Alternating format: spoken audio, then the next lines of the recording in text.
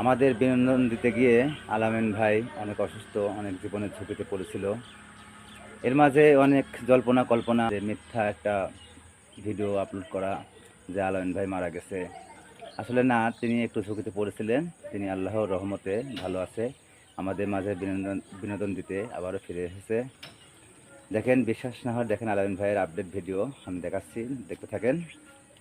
আর যারা এই বিষয়ে প্রোপাগান্ডা ছড়াচ্ছেন তাদেরকে সাবধান করে দিচ্ছি যে মিথ্যা গুজব ছড়িয়ে আমাদের মাঝে বিভ্রান্তি ছড়াবেন না। আলামিন ভাই আমাদের কন্টেন্ট ক্রিয়েটার জগতে, ফানি জগতে আমাদের আইডল। আমরা ফানি ভিডিও আলামিন ভাইয়ের কাছ থেকে অনুপ্রেরণা নিয়ে বানানোর চেষ্টা করি। আপনারা বিভ্রান্তি ছড়াবেন না। আলামিন ভাই এখন আল্লাহর রহমতে বেশ সুস্থ আছে। সবাই ভালো থাকবেন।